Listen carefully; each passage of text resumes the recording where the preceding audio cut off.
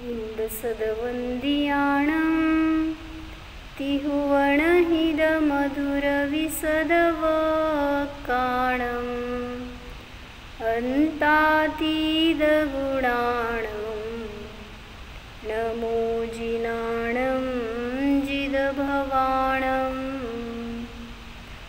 कुंदकुंदाचार्य भगवान की जय। पंचास्तिकाय संग्रहामध्ये गाथा नंबर 12 आहे। पज्जय विजुदं दौवं दौवविजुत्ताय पज्जयाणथि दोण्णम् अनन्नभूदं भावं समणापरुवेन्ति। मिळाली गाथा? मिळाली ना गाथा? मिळाली ना? वाचा अर्थ खालचा अर्थ वाचा।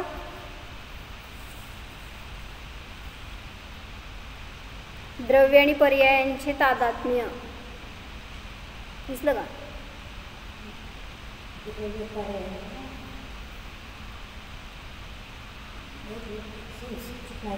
संस्कृत नाही, मराठी आहे ना खाली, मराठी वाचा। पर्याय रहित द्रव्य द्रव्याविना अनन्यपणा। हां, काय सांगायला लागले? पर्याय रहित द्रव्य नसतं आणि द्रव्य रहित पर्याय नसते। म्हणजे काय कळलं? मी जीव द्रव्य, पर्याय कुठली? माझी कुठली पण ज्ञानाची पर्याय घ्या, शरीराची आत्ता मनुष्य पर्याय घ्या, मग जीवाशिवाय पर्याय नाही, पर्यायाशिवाय जीव नाही, म्हणजे द्रव्य नाही आहे हे सांगतायत। म्हणून द्रव्य आणि पर्याय हे कसे आहेत? परस्पराशी अनन्यभूत आहेत हे सांगितलं। काय? पर्याय रहित द्रव्य आणि द्रव्याविना पर्याय नाही। समजलंय? सोपं आहे, काय अवघड नाही आहे। दोहोंचाही अनन्यपणा तन्मय भाव आहे असं सांगतात। सांगा, दोघांमध्ये कोणता संबंध आहे? द्रव्य आणि पर्यायामध्ये अनित्य तादात्म्य संबंध आहे असं म्हटलं जात आहे। म्हणजे काय? तादात्म्य का आणि अनित्य का?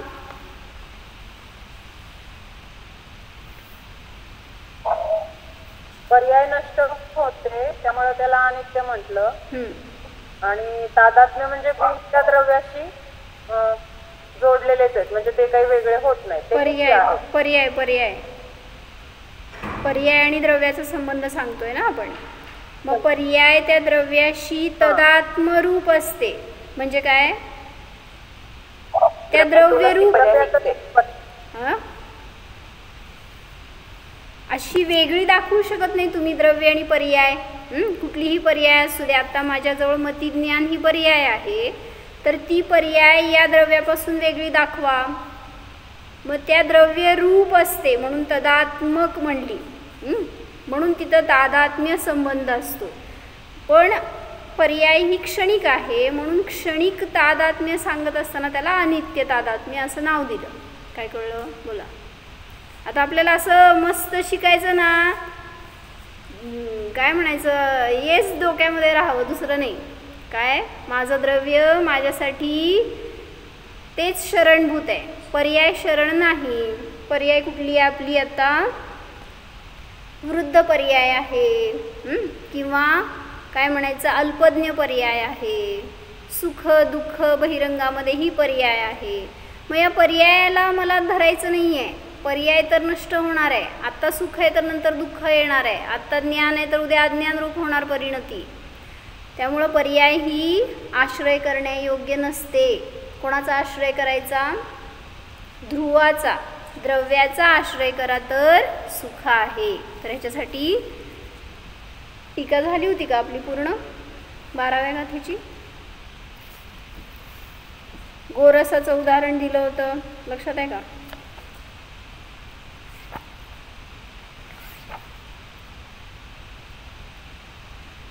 सोनल, कुठंपर्यंत आलं होतं?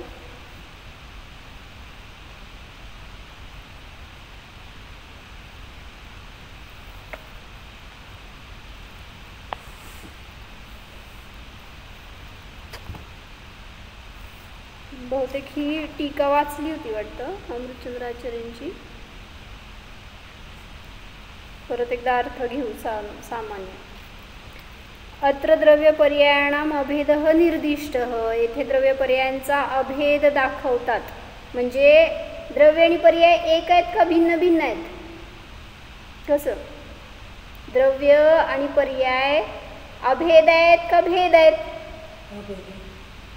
काय म्हणायचं? कथंचित अभेद आहेत, कथंचित भेदरूप आहेत. कारण नष्ट होणारी आहे पर्याय. आणि सर्वथा अभेद म्हटलं तर गुणांसारखं ती पर्याय सुद्धा आपला स्वभाव होऊन जाईल. पण तसं नाही. म्हणून सांगितलं कथंचित भेद आहे, कथंचित अभेद आहे. शास्त्र घेऊन बसा की सुजाता काकी. दुग्ध दधी नवनीत घृत आदी वियुत गोरसवत पर्याय वियुतम द्रव्यम नास्ती. जसं म्हणलं सांगितलं होतं त्या दिवशी. काय काय आहेत दुधाच्या पर्याय? दूध घेतलं, दुधाचं काय झालं? दही झालं. बरोबर. दह्याचं काय झालं? काय होतं दह्यानंतर? बर. ताकाच्या नंतर लोणी, लोणानंतर तूप, तुपानंतर काय हो? खाऊन बघायचं का? म्हणजे दूध आहे हे सगळ्यामध्ये गोरस व्याप्त आहे हे सांगितलं होतं ना त्या दिवशी. आठवतंय का? गोरस म्हणजे दूध, गाईचं एक पदार्थ असं म्हणा, गाईचं अंश ह्या सगळ्यामध्ये आहे की नाही? दूधच म्हणा, गोरस म्हणजे दूध म्हणा. मग दुधाचा अंश दह्यामध्ये पण आहे, ताकामध्ये पण आहे, लोण्यामध्ये पण आहे, तुपामध्ये पण आहे. म्हणूनच त्याला गोरस म्हणलं जातं. मग त्यांनी ते उदाहरण दिलं होतं. गोरस हे द्रव्य आहे आणि या त्याच्या पर्याय आहेत. काय म्हणलं? हे सगळ्या काय आहेत? पर्याय. आणि याचं द्रव्य काय हो? गोरस.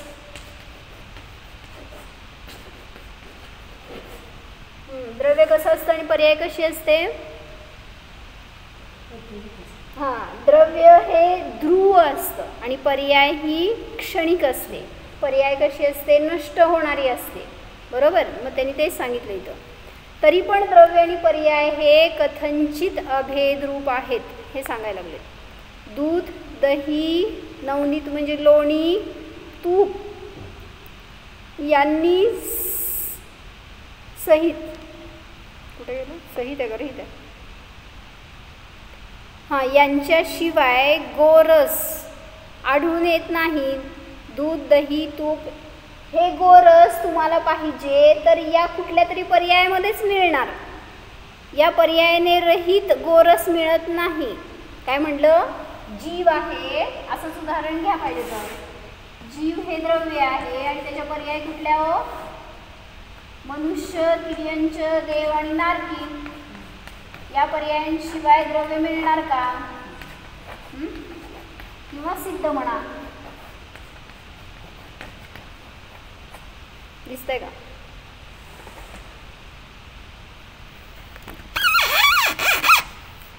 म्हणजे जीव हे द्रव्य आहे, ते द्रव्य कुठल्या ना कुठल्या पर्यायात दिसणार. कुठल्या पर्यायाने रहित जीव असतो का कधी? कुठल्या पर्यायाने रहित पुद्गल असतं का? तसंच नाही आहे. कोणी कुठलं सुद्धा द्रव्य नाही. जसं धर्म नाही, अधर्म नाही, आकाश नाही, काल नाही. प्रत्येक द्रव्य हे कुठल्या ना कुठल्या पर्यायाने सहित असतं हे सांगायचं आहे. मग इथं गोरस हे द्रव्य कुठल्या तरी पर्यायाने सहित असतंच. असं नाही होणार की गोरस आहे पण पर्याय नाही, असं होणार नाही.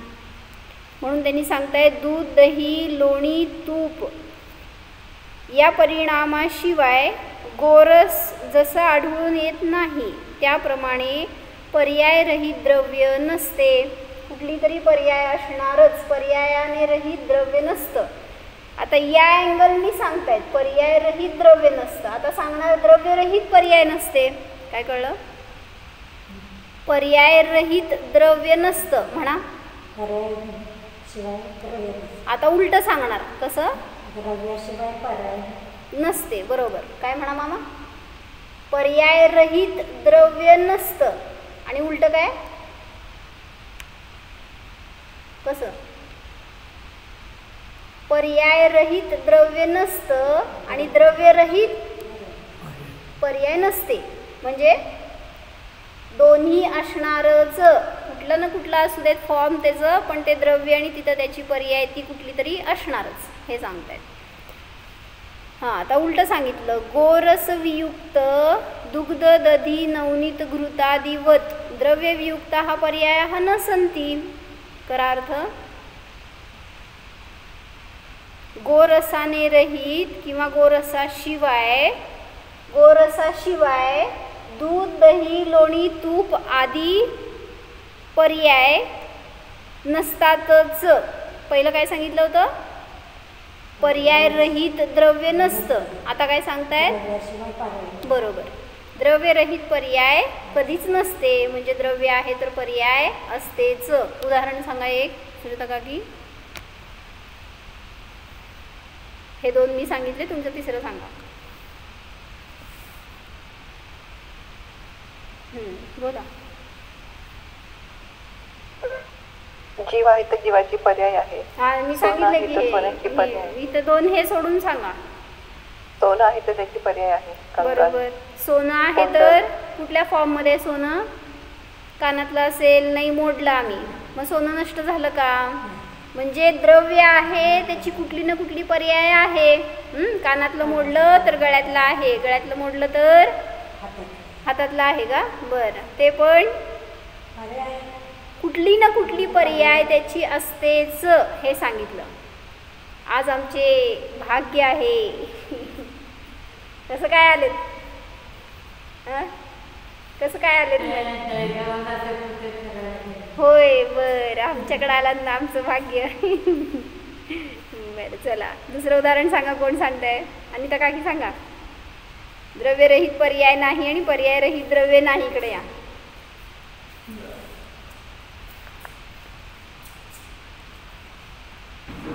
कोण आहे, सोनी, सोनल. दुसरं उदाहरण सांगा.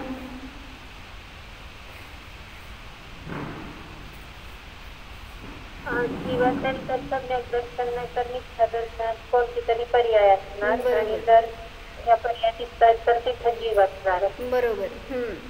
जीव आहे तर सम्यक दृष्टी तरी असणार, मिथ्या दृष्टी तरी असणार.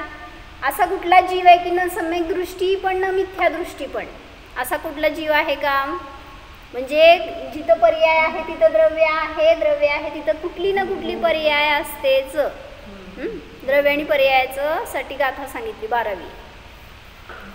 पर्याय रहित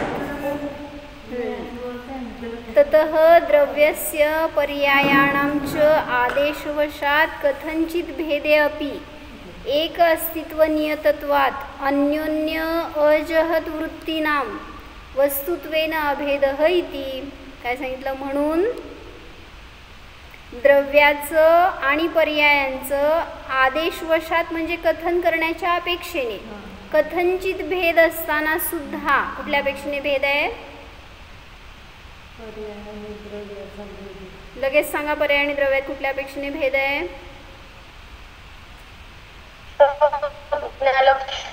बरोबर, संज्ञा लक्षण आणि प्रयोजनाच्या अपेक्षेने भेद आहे. म्हणून कथंचित भेद असताना सुद्धा एक अस्तित्वाने नियत असल्यामुळे, म्हणजे द्रव्याचं अस्तित्व वेगळं पर्यायाचं अस्तित्व वेगळं असं नसतं. दोघांच्या अस्तित्वाचा आधार एक असल्यामुळे अन्योन्य अजहत वृत्तीनाम, म्हणजे दोघं परस्परांना सोडून न राहत असल्यामुळे, न सोडणेपणावृत वृत्ती असल्यामुळे वस्तुत्वाने अभेदच आहे.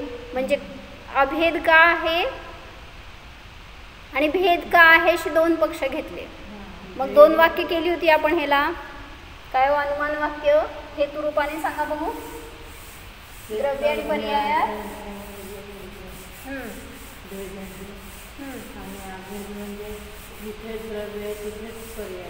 हेतू पाहिजे. हेतू आम्हाला हेतू सांगा हो. द्रव्य आणि पर्यायामध्ये कथंचित भेद आहे. हेतू काय. संज्ञा लक्षण भेदचे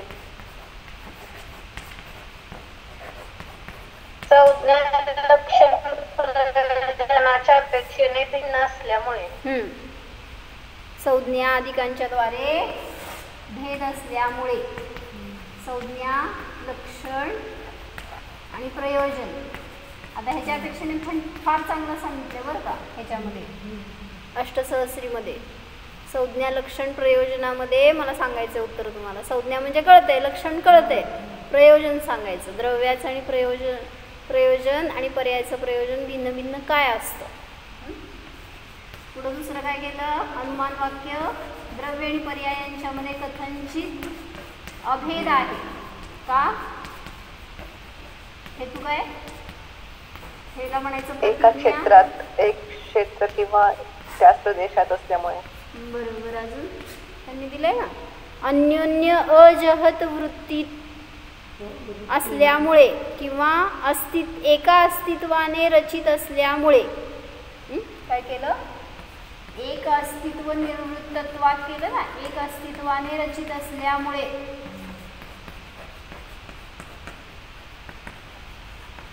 किंवा असं म्हणा की दोघांचे प्रदेश अभेद असल्यामुळे.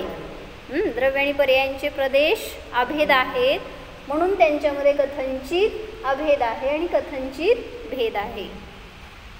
समजलंय.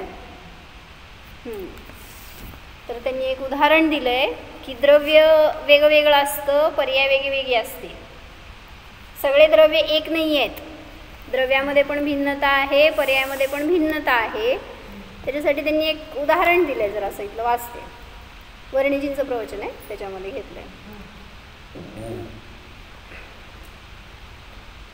हम आपको जो संसर्ग मिलता है उस संसर्ग में कभी सुख मानते हैं कभी दुःख मानते हैं. ऐकू येतं ना मामा. पुढे नाही तर येतं का ऐकू, ऐकू येते का. नाही तर पुढे या, पुढे या. ऐकू येतं का असं विचारतो. संसर्ग सुख नहीं दे रहा, दुख नहीं दे रहा, किंतु अपने आप के जो ज्ञान विकल्प हो रहे हैं वस्तु स्वरूप के विपरीत उनसे सुख दुःख होता है. काय कळलं. वस्तू सुख दुःख देत नाही. कोण देतं. हां, मी माझ्या कल्पनेने सुख दुःख भोगतो. सांगा सुनबाई चांगली आहे का नाही आहे, बायको चांगली आहे का नाही आहे. काय म्हणत नाही तिथंच बसल्यात तरी पण चांगलीच आहे. काय म्हणजे बाहेर संयोग कोणी सुख दुःख देत नाही, तर मीच माझ्या कल्पनेने सुख दुःख भोगतो. इसके लिए पदार्थों के स्वरूप का वर्णन किया गया है. कोई कहे कि भेद विज्ञान करना है, जीव अलग है, शरीर अलग है, कुटुंब के लोग अलग है, मैं अलग हूँ, इतना जान ले तो बेड़ा पार हो जाएगा. मग सगळं कशाला शिकायचं. तुमचं द्रव्य गुण पर्याय या सगळं संबंध त्यांचे ते आहे नाही सगळं हे कशाला शिकायचंय. काय सगळं काय तू जुदा मैं जुदा असं एवढं म्हणलं की झालं.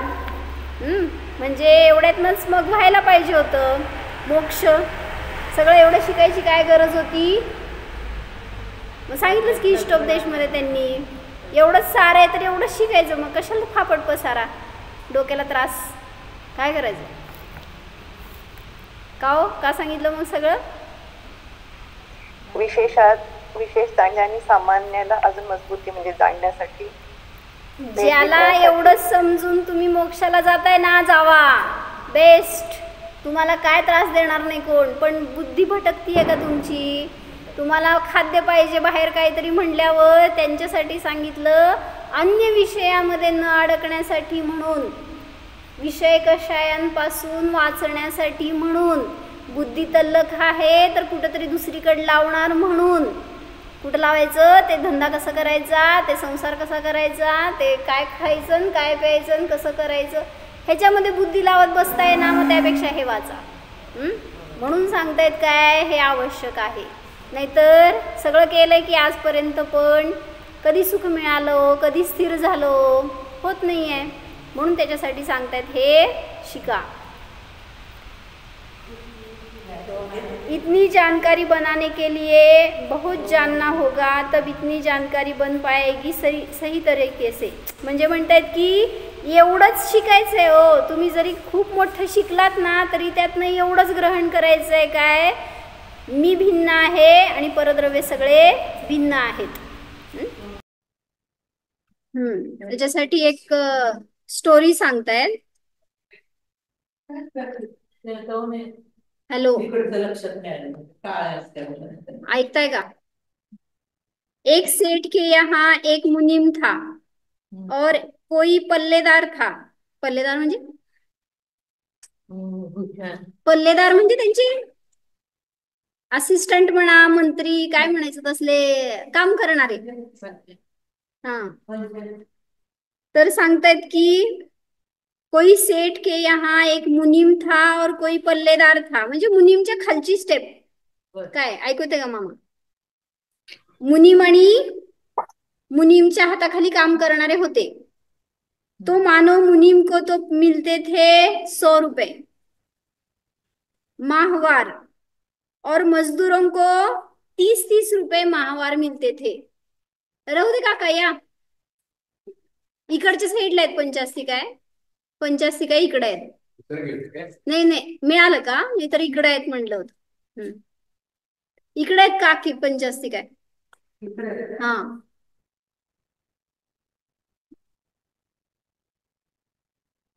असू दे, बसा थोडं. पाय तर वाचून झालंय आमचं त्यातलं. परत वाचताना सांगते पाय तर घ्यायचं असलं तर. वरच्या कप्प्यात आहेत. तेच.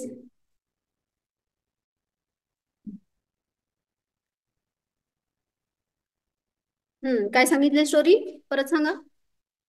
एक सेठ, एक मुनीम आणि एक पल्लेदार आहेत. मुनीमचा पगार होता 100 रुपये आणि त्या पल्लेदारचे पगार होता 30 रुपये महीना. तो एक बार वे मजदूर सेठ जी से बोले कि सेठ जी, आप तो हम लोगों के साथ बड़ा अन्याय कर रहे हैं. सेठ जी ने पूछा, कैसे? देखिए, मुनीम जो बैठे बैठे सिर्फ कलम चलाता रहता है, उसे कितने मिलते हैं? 100 रुपए. और हम लोग जो दिन रात बड़ा बोझ ढोते हैं, उन्हें सिर्फ 30 रुपए. 12वीं घात, 12वीं घात है, 12वीं घात है. तो ऐसा क्यों? त्यांनी फक्त काय करते, तो लिहायचं काम करते, तर एवढे आणि आम्हाला एवढेशे, असं का? तो सेठ ने वहां सोचा कि इनको इस तरह से समझाने से समाधान न मिलेगा. कोई प्रयोगात्मक घटना बने तब इनको समाधान मिल पाएगा. आखिर कुछ ही दिन बाद एक घटना घटी. क्या? कि सड़क पर कोई, कसं समजवायचं सांगा त्यांना. मग कसं समजवायचं? तुमच्यावर प्रसंग आला काय, असं तुम्हाला भांडले समजा नोकर लोक, त्यांना म्हणजे 100 रुपये आणि आम्हाला म्हणजे 30 रुपये, असं का? काय सांगणार हो? प्रत्येकांचं स्टेज वेगळी आहे ना. हा, मग त्यासाठी त्यांनी म्हणले की यांना असं समजावून सांगून उपयोग नाहीये, काहीतरी दृष्टांत द्यावं लागणार. सड़क पर कोई बारात खूब सज धज कर जा रही थी, तो वहां सेठ ने एक पल्लेदार को भेजा. तोपर्यंत ठेवा पाय तर, अजून नाही ठेवा तोपर्यंत, अजून त्याचं वाचताना सांगते. त्यातलं वाचत नाहीये, वाचताना सांगते म्हटलं. सड़क पर कोई बारात खूब सज धज कर जा रही थी, तो वहां सेठ ने एक पल्लेदार को भेजा कि जाओ जानकारी करके आओ कि सड़क पर क्या चीज जा रही है. तो पल्लेदार सड़क पर पहुंचा और पूछकर जान लिया कि बारात जा रही है. तो झट वापस आया और सेठ जी से बताया कि बारात जा रही है, और कुछ विशेष विवरण वह न दे सका. उसके बाद मुनीम जी को भेजा उसी जानकारी के लिए. मुनीम पहुंचा सड़क पर, सब प्रकार की जानकारी कर लिया कि बारात कहाँ से आ रही है, कहाँ जा रही है, किसके यहाँ आ रही है, किसके यहाँ जा रही है, कितने बजे फेरे पड़ेंगे, किस सवारी से आ रहे हैं, आदि आदि. अजून काय काय पाहिजे हो माहिती? और आकर सेठ जी से सारा हाल कह सुनाया. तो सेठ ने सभी पल्लेदारों को बुलाकर समझाया कि देखो, तुम लोगों में और मुनि में इस बात का अंतर है. काय समजलं? विचार करायची मेंटॅलिटी वेगळी वेगळी असते ना, विचाराचं लेवल वेगळी असते, म्हणून त्याचा पैसा असतो. नाहीतर एकाच कंपनीत काम करणाऱ्याला मॅनेजरला वेगळा पगार आणि क्लर्कला वेगळा पगार असतो. का पगार? त्यांच्या त्यांच्या बुद्धी कौशल्यानुसार त्यांना मिळते. तुम लोगों ने और मुनि में इस बात का अंतर है कि शब्द तो हमने उतने ही दोनों से कहे कि जाओ जानकारी करके आओ कि सड़क पर क्या जा रहा है, तो पल्लेदार ने तो सिर्फ इतना ही बताया कि बारात जा रही है, और मुनीम ने सारी बात पूरे विवरण के साथ बताई. तो तुम दोनों में बुद्धि का अंतर है, इस कारण तुम्हारी तनख्वाह में अंतर है. तो एक भेद विज्ञान करो, इतनी सी बात कह दिया कि द्रव्य भिन्न है, कोई किसी का करता नहीं है, सब अपने अपने में परिणमते हैं. बस ये बातें जरा करने लगे, 2-3 दिन की कुल पढ़ाई है. भेद विज्ञान की बात करने के लिए कौन से शब्द है, उन्हें रट लिया और बोलने लगे. तो इतने से भेद विज्ञान स्पष्ट आ पाया, समझ में नहीं आएगा. म्हणजे म्हणायचंय त्यांना, विस्तृत जानकारी मिळाली तर बुद्धी स्थिर राहते. मग तुम्हाला फक्त सांगितलं काय, जीव भिन्न आहे आणि शरीर भिन्न आहे, तर किती स्थिरता मिळणार आहे हो. ज्याची बुद्धी तल्लख आहे तो करेल, तेवढ्यातून पण आपलं कल्याण करेल. पण चंचल बुद्धी आहे किंवा काय म्हणायचं, बुद्धीची तीक्ष्णता जास्त आहे, तर त्यांना अजून विशेष विस्तारासाठी म्हणून सगळी जिनवाणी सांगितली गेली. म्हणजे प्रश्न विचारला इथं काका की जर द्रव्य भिन्न काय, जीव भिन्न आहे आणि अन्य सर्व भिन्न आहे, तेवढं समजलं तर बास आहे. सगळं कशाला विस्तार केला इथं, द्रव्य गुण पर्यायाचा, सगळ्या तत्वांचा, पदार्थांचा, हे काय अभाव संबंध, हे सगळ्यांचा का विचार केलाय, असं त्यांनी विचारला प्रश्न. सांगा मंगल काकी, का केला सगळा विस्तार? विस्तृत सांगितल्यामुळे जे बुद्धीनं कमी त्यांना समजेल, अजून आपली बुद्धी इतर ठिकाणी भटकू नये म्हणून. म्हणजे काही ना काय आपण म्हणलं ना, तुम्हाला शास्त्र झालं, स्वाध्याय झालं, बाहेर गेल्यावर किती वेळ चिंतन होतं त्याच्यावर, जाती ना बुद्धी, दुसरीकडे जातीये ना, काय तर शोधायला अन्य विषय. म्हणून सांगतायत बुद्धीमध्ये काय ना काय राहावं, सतत तुमच्या काय चिंतनाला विषय राहावा, ह्याच्यासाठी विस्तृत जानकारी आहे. म्हणजे कर्णानियोग पण का शिकता तो, कोण शिकायचं, कधी शिकायचं, कसं शिकायचं. कर्णानियोगाने पण काय होतं सरला काकी, कर्णानियोगामध्ये म्हणजे आम्ही जायचो ना जेव्हा शिबिराला, त्यावेळेस तिथं काका असायचे की, हो ना, तर तिथं शिबिरामध्ये दिवस रात्र विषय तो असायचा डोक्यामध्ये. क्लास असताना वेगळं, ते शिकवत असताना वेगळं, पण इतर वेळेस पण आम्ही तेच, अन्य विषयच नाही, काय बाहेर जाऊन काय करायचं आणि काय नाही, गेलं तरी सुद्धा तोच विचार असायचा सतत.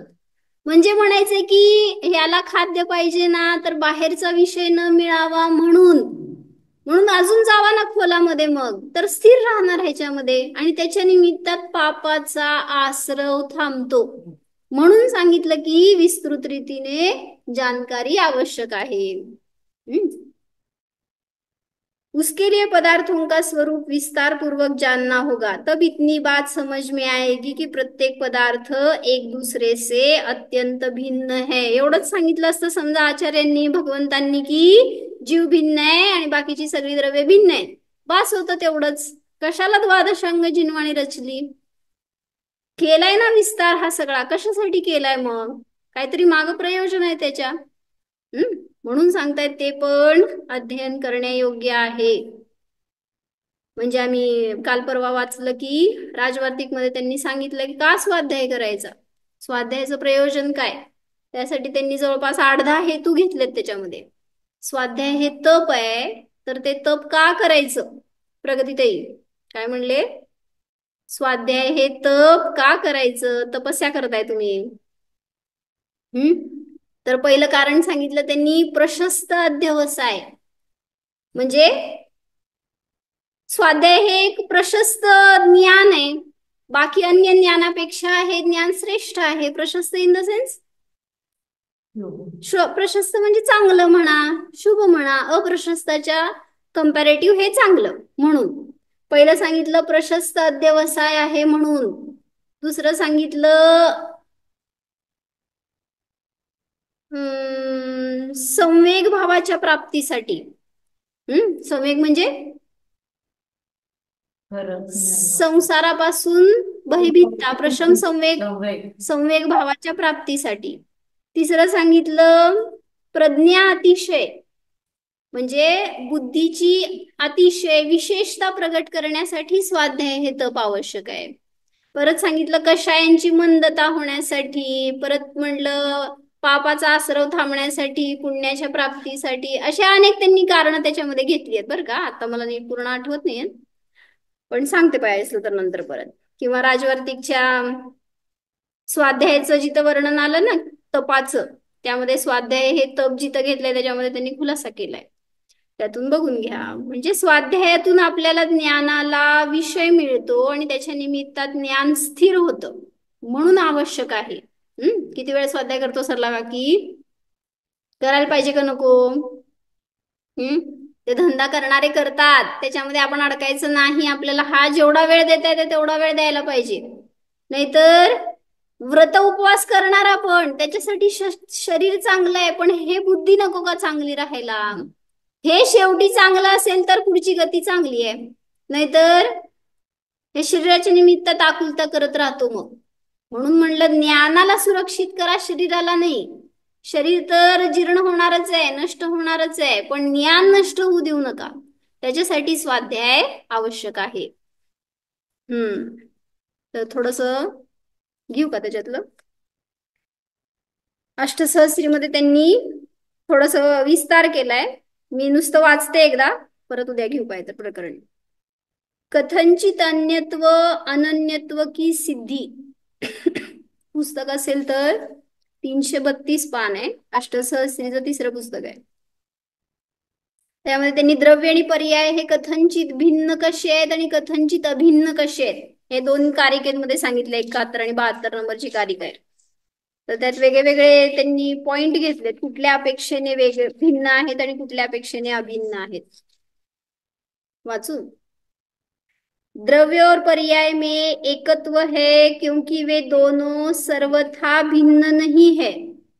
आपण इथं घेतलं होतं ना आता. कथनचित अभिन्न का आहेत? सर्वथा भिन्न नसल्यामुळे, तथा परिणाम विशेष से शक्तिमान शक्तिभाव से संज्ञा संख्या की विशेषता से अपने अपने लक्षणों की भिन्नता से एवं प्रयोजन आदि के भेद से वे दोनों भिन्न भिन्न भी है. तर वेगवेगळे भिन्नाचे त्यांनी कारण घेतलेत बरं का. आपण एवढंच घेतलं ना, संख्या, संज्ञा, लक्षण, प्रयोजन. अजून काय सांगितलं? संख्या घेतली. द्रव्याची संख्या केवढी आणि पर्यायांची संख्या भिन्न आहे, या अपेक्षेने त्यांच्यामध्ये भेद आहे. अजून संख्या, परत शक्ती, शक्तिमान भावाने,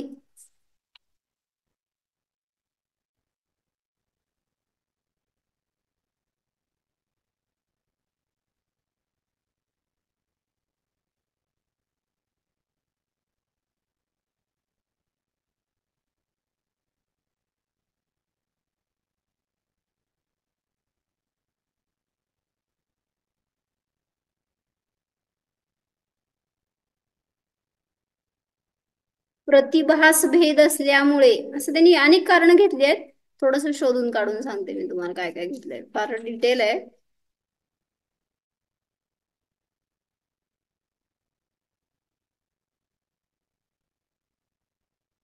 प्रतिभास भेद असल्यामुळे म्हणजे प्रतीला येण्या जे द्रव्य आणि पर्याय त्यांच्यामध्ये पण भिन्न भिन्नता आहे. प्रतिभासित होण्यामध्ये भिन्नता असल्यामुळे विषय भिन्न आहे, त्यांचं काल भिन्न आहे, अशा अनेक त्यांनी कारण घेतली आहेत.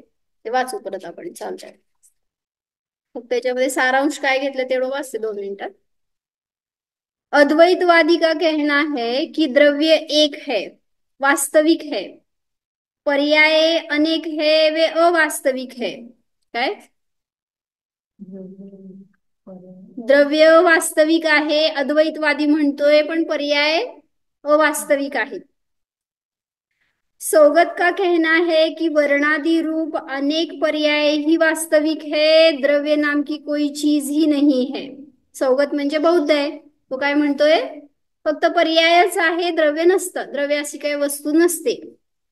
इस पर जैनाचार्यों का कहना है कि द्रव्य और पर्यायों में कथनचित एकत्व है, क्योंकि उन दोनों को पृथक पृथक करना अशक्य है. तथा एवं द्रव्य और पर्याय में कथनचित भिन्नपना भी है, क्योंकि दोनों में परिणाम विशेष पाया जाता है. तथा शक्तिमान शक्ति के निमित्त से अपने अपने लक्षणों के भेद से एवं प्रयोजन आदि के भेद से भी दोनों में भेद पाया जाता है.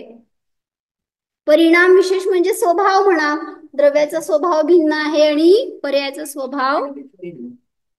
शक्ती आणि शक्तिमान, शक्तिमान म्हणजे द्रव्य आणि शक्ती म्हणताना त्याचा अंश म्हणा, अंश आणि अंशी या अपेक्षेने.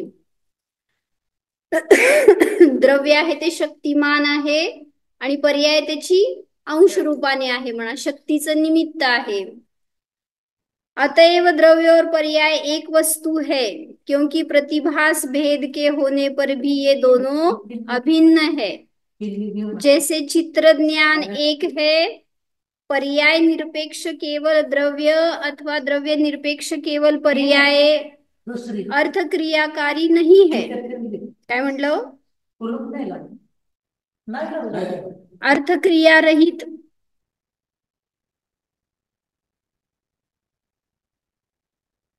द्रव्य पर्याय निरपेक्ष द्रव्य अथवा द्रव्य निरपेक्ष केवल पर्याय अर्थ क्रियाकारी नहीं है, क्योंकि केवल इन एक द्रव्य का या पर्याय मात्र में युगपत या क्रम से अर्थ क्रिया संभव नहीं है. काय सांगितलं,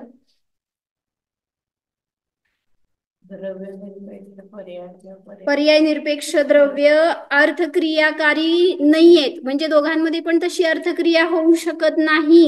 जर पर्याय रहित द्रव्य असेल आणि द्रव्यरहित पर्याय असेल तर दोघांमध्ये पण अर्थक्रिया होणार नाही. म्हणजे अर्थक्रिया म्हणजे बरोबर, अर्थक्रिया म्हणजे परिणमन म्हणा किंवा त्याचं अस्तित्व सिद्ध होणार नाही. पर्याय निरपेक्ष द्रव्य अर्थक्रियाकारी नाहीयेत, म्हणजे दोघांमध्ये पण तशी अर्थक्रिया होऊ शकत नाही. जर पर्याय रहित द्रव्य असेल आणि द्रव्यरहित पर्याय असेल तर दोघांमध्ये पण अर्थक्रिया होणार नाही. म्हणजे अर्थक्रिया म्हणजे बरोबर, अर्थक्रिया म्हणजे परिणमन म्हणा किंवा त्याचं अस्तित्व सिद्ध होणार नाही. पर्याय रहित दोघांचं परिणमन सिद्ध होणार नाही. जसं नित्य अर्थक्रिया आणि अनित्य अर्थक्रिया सांगतो आपण. जर दोन्ही निरपेक्ष असतील तर द्रव्यरहित पर्याय राहणार नाही, पर्यायरहित द्रव्य राहू शकणार नाही. म्हणून दोघांमध्ये कथनचित मानावं लागेल. कथनचित भेद आहे, कथनचित अभेद आहे असं मानावं लागेल, अन्यथा सिद्ध होणार नाही. म्हणजे न द्रव्याची सिद्धी होणार न पर्यायाची सिद्धी होणार. म्हणून दोघांचंही अस्तित्व मानायला पाहिजे असं सांगताय.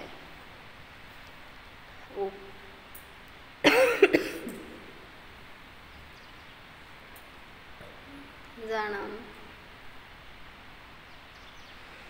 स्वतःच्या त्रिकाली द्रव्याला जाणं. हा मी आत्मा अविनश्वर आहे, शाश्वत आहे. कोणतीही पर्याय म्हणजे माझा स्वभाव नाहीच.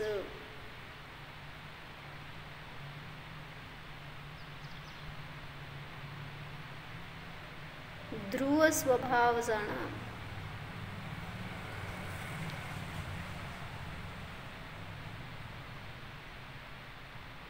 सत्स्वरूपोऽहं चित्स्वरूपोऽहम् अभेदस्वरूपोऽहम्